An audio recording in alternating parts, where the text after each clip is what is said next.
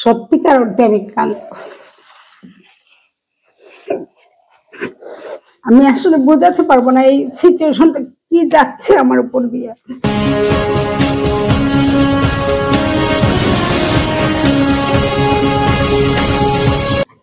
আমি চাইনি আমার মনোবলটা ভেঙে যাচ্ছে এটা আমি প্রকাশ করতে, কিন্তু আমি আর পারছি না।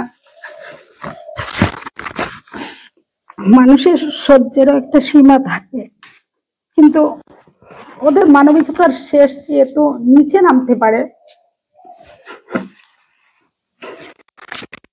আজকের এই সংবাদ সম্মেলনে উপস্থিত বিভিন্ন ইলেকট্রনিক্স ও প্রিন্ট মিডিয়ার সম্মানিত সাংবাদিক ভাইদের জানাই আন্তরিক শুভেচ্ছা অভিনন্দন। আমি হামিদা আক্তার, পিতা মুখলিসুর রহমান, সাং হরিপুর ইউনিয়ন আশারকান্দি, উপজেলা জগন্নাথপুর, জেলা সুনামগঞ্জ। আমি আপনাদের অবগতির জন্য জানাচ্ছি যে আমি ও আমার ভাই বোন সবাই যুক্তরাজ্য প্রবাসী। আমরা যুক্তরাজ্যে থাকাকালীন আমার বাবা চাচাদের রেখে যাওয়া সম্পত্তি ও বসতভিটা দেখভাল করতেন আমার নিকটাত্মীয়রা। এ সুযোগে প্রতিবেশী আমার চাচাতো ভাই সম্পর্কে যুবলীগ নেতা আবুল কালাম রাসেল এবং তার পূর্বপুরুষরা ভুয়া কাগজপত্র করে জমির কিছু অংশ জবরদখল করে রাখে।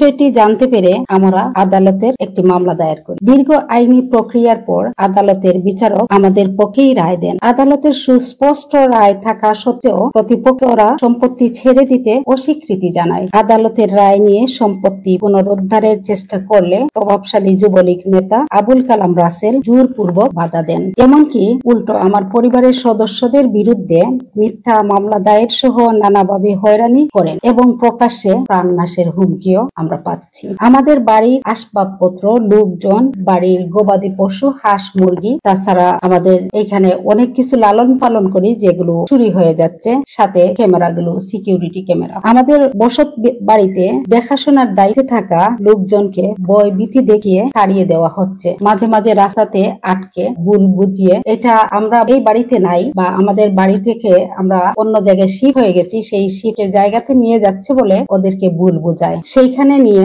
অত্যাচার সহ মামলা দিয়ে দেয়। এইরকম প্রমাণও আমাদের কাছে আছে। অনেকটা আমরা ভয়ের মধ্যে থাকি, আমাদের লোকজনও ভয়ের মধ্যে, আতঙ্কের মধ্যে দিন কাটাচ্ছে। সংবাদ সম্মেলনের মাধ্যমে আমি প্রধান উপদেষ্টা সহ সংশ্লিষ্ট কর্তৃপক্ষের কাছে যুবলীগ নেতা আবুল কালাম রাসেলের হাত থেকে ও তার সহযোগীদের হাত থেকে জমি উদ্ধার, সুষ্ঠু ও নিরপেক্ষ তদন্তের মাধ্যমে দৃষ্টান্তমূলক শাস্তি এবং আমার পরিবারের নিরাপত্তা নিশ্চিত ও ন্যায় বিচার দাবি করছি। উপস্থিতি আপনারা সবাইকে ধন্যবাদ। আমি হামিদা আক্তার, বাবার ফুফাতো ভাইয়ের ছেলে। আমার বাবা চাচারা ওর বাবা চাচাদের মামাতো, আমাদের বাড়ি মানে ওরা ফুফাতো ভাইয়ের ছেলে।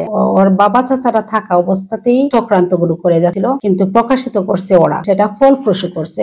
ওনারা কাগজপত্র করে গেছে চক্রান্ত করে, সেটা গোপন রাখছিল, কিন্তু এখন বর্তমানে দখলে আছে আবুল কালাম রাসেল, তাদের ছেলে, ছোট ছেলে দেশে আছে। সে লোকাল নয়াবন্দর বাজারে জুতার দোকানদার। সে এত ছোট একটা দোকান দিয়ে, তাও এটা একটা গ্রামের বাজার, সেখানে একটা জুতার দোকান দিয়ে এত অর্থ করি, এত টাকার উৎস কোথায় সেটা আমরা ভাবতে পারি। তার ভাইয়েরা বাহিরে আছে, দেশের বাহিরে, ইংল্যান্ডে হতে পারে, এটা আমার ধারণা, কিন্তু আপনারাও খুঁজে দেখতে পারেন তার টাকার উৎসটা কোথায়। বিগত সরকারের আমলে সে নিজেকে একজন নেতা বলে দাবি করত, সে আওয়ামী লীগের লিডার বলতো, আমাদের বিরুদ্ধে একটা মামলা করছিল, সেই মামলাতে সে নিজেকে আওয়ামী লীগের নেতা বলে উল্লেখ করা হয়েছে, সেটা আপনারা নিউজে দেখতে পারবেন, নিউজের কাটপিস দেখলে আপনারা বুঝতে পারবেন। তাছাড়াও তার সাথে অনেক সাঙ্গ পাঙ্গ আছে যাদেরকে সে পকেটে কিছু টাকা করি পুষে সেগুলো দিয়ে অনেক কাজ করিয়ে বেড়াচ্ছে। কিন্তু এটা তো আমাদের জন্য কতটুকু ভয়ের, আতঙ্কের। আমার বাড়িতে একটা লোক ঢুকতে পারে না, আসতে পারে না বাড়ির সীমানায়, আমাদের বাড়ির নাম বললেই তারা তাড়িয়ে দেয়। তাছাড়া এতগুলো বিষয় আমরা হ্যান্ডেল করার জন্য এখানে আমাদের কেউ নাই। আমি একমাত্র আছি বাংলাদেশে, আমার সবাই প্রবাসী। আমার ভাই বোন দেশ স্বাধীনতার দীর্ঘদিন আগে থেকে প্রবাসী। আমার কারা কারা প্রবাসী, আমার তো কেউ বাংলাদেশে নাই। এখন কারা কারা প্রবাসী আছেন সেটা আর কি বলবো। আমি আছি এখন বাংলাদেশে, আর কেউ বাংলাদেশে নাই। আমাদের পরিবারে সদস্য সংখ্যা 200+, তার মধ্যে আমি আছি। দীর্ঘদিন মামলা চলছে, আমরা এদিক ওদিক কোনো দিকেই আমরা যে শান্তি পাই নাই, কারণ বিগত সরকারের আমলে যেহেতু সে একজন নিজেকে নেতা বলে দাবি করছিল, সবাই ওকে ওর ছত্রছায়ায় ছিল।